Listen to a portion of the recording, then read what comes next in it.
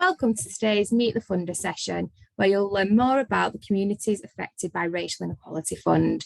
The session is being delivered by Nichelle from Action Together. Over to you, Nichelle. Thanks, Hayley. Good morning, everybody. So nice to see so many faces this morning. So a few of you have mentioned this fund to very briefly, and I'm going to go through it in more detail for you today. And then, like Hayley said, if you've got any questions, there'll be a chance for that at the end. So let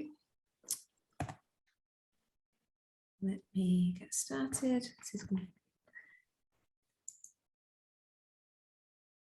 Oh, I can't move the slides across. This is always a great start, isn't it? Here we go. Okay, so if you haven't met me before, I know many of you have. My name's Nichelle, and I work for Action Together as a neighbourhood facilitator. So my role in and around this fund really is that it's come through as part of the Emotional Health and Wellbeing Network, which is one of the networks I facilitate, along with the Women's Network and the LGBT Network as well. So that's kind of my bread and butter of my role.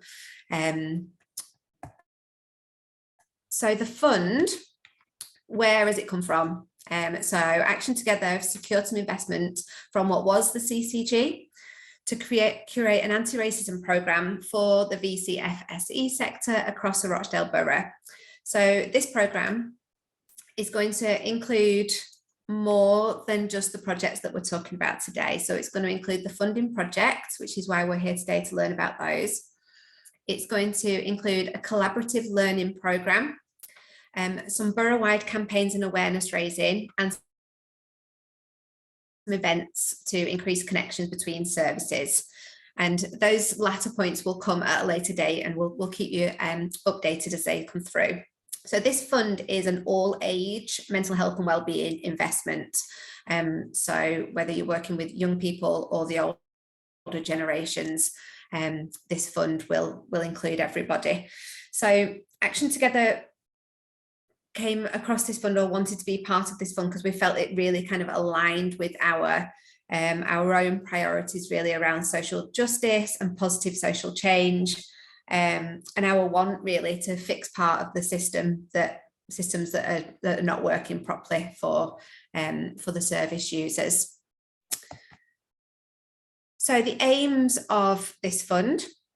So as part of the programme, what we're aiming to do is we're aiming to fund 5 organisations a sum of £10,000 each to deliver a project that will support the emotional health and wellbeing of communities affected by racial inequalities.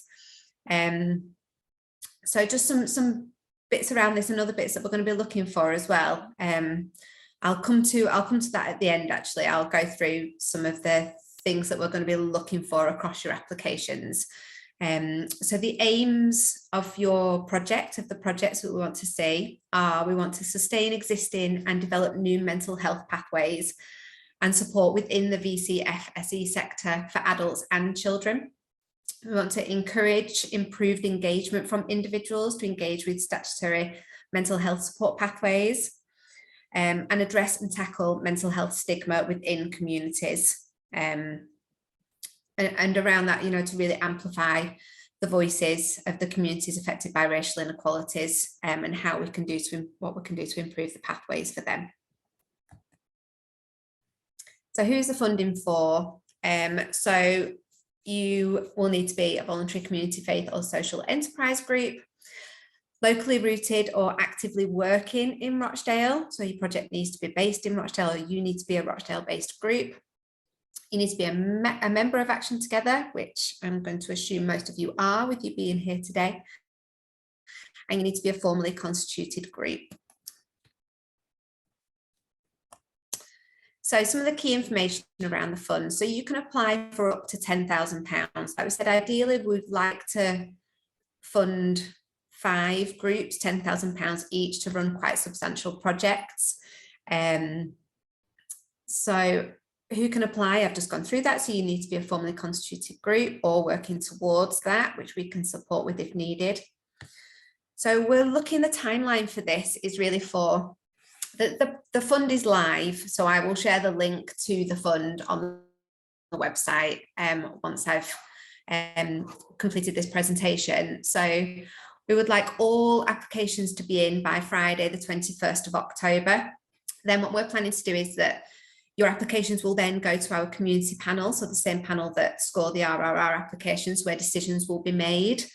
And then we look to get funds out to you before Christmas, and then for projects to run 6 months between January 2023 and June 2023 next year. Obviously, there can be a little bit of flexibility around that, but that's the timeline that we're looking at the moment. So what can the money be spent on? So the money can be spent on project delivery costs, including staff costs and equipment. It can be spent on running costs, so whether that be room hire or rent, for project sessions, volunteer expenses. And really, there's going to be limited exceptions really to what the money can be spent on, as long as you are hitting those 3 key priorities that I went through earlier on. And obviously it's all open to discussion, and if you're unsure, you can of course ask me any questions and we can talk it through. So successful applications. So what will happen once you've been successful? So you'll get a confirmation email, and we'll also link you in with any relevant networks or partners. One of the key networks, obviously, that you will need to be linked into is the Emotional Health and Wellbeing Network. And there's some other networks as well that I think will be really helpful for people to be engaged in whilst doing this work. And I can share those with you once you've been successful. We will ask you to sign a grant agreement and make sure you're happy with all the conditions there. What happens if something changes during your project? Again, it's just about keeping those lines of communication open. If anybody's had a Respond, Repair, Recover fund before, you'll know that we're flexible to work alongside you. And as long as we're kept in the loop with things, you know, there never needs to be any issues with there. And then monitoring, again, is going to be similar to Respond, Repair, Recover. It will be a short monitoring form that you'll be asked to complete at the end of your project, including things like photographs, quotes, and any learnings that you've had during your project. So some top tips when applying for this fund: read the guidance notes. I believe they're on the funding page. Is that right, Hayley? I can see Hayley nodding. Yep. Read the guidance notes on there. Any questions, let us know around those guidance notes. Answer the questions as full as you can, along with putting in a really clear budget. That's the thing that always comes up, I think, when it comes back and forth from panel. It's really important that we can see a clear budget and where that money is going to go to. And if you're unsure of anything on the application form, then please just ask. Thanks, Hayley. Yeah, please just ask. We are here to offer support and to support you through the application process. So yeah, so don't be shy in coming forward and asking questions about that. All application forms will come to me by the 21st of October. Some other things to think about as well: we're really keen on groups working collaboratively. So if you have a great relationship with somebody, or you're looking to build a relationship with another group who you know might have experience around mental health pathways for people experiencing racial discrimination, then you know, if you need me to connect you, then please reach out. We can definitely do that. Also, if you're looking to seek out partners to improve pathways, we can be having those conversations. Or if you've got connections already, then great. If we've got the support of those partners, then it's all about improving that you know, the whole journey for people's mental health. Yeah, so that's the end of my presentation. I thought it'd be great if we could just really quickly show you the application form. So Hayley's just going to get that up for us. And I'll just whiz through it really quickly. It's straightforward, it's nothing complicated. Thank you, Hayley. So set out the same as our Respond, Repair, Recover application form. So all of your details at the top here. And then which areas you're working in. So the documents that you have, you've got your governing documents, bank accounts. Does your project comply with government guidance on helping safely?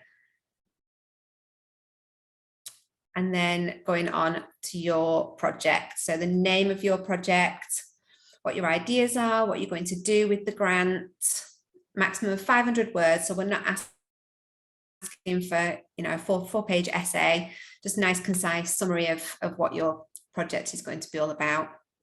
And then at the bottom is your budget breakdown. So really, really straightforward. And this is all on the website now. It went live on Friday. And I'll pop the link in for you in a second. Thank you, Hayley. So has anybody got any questions?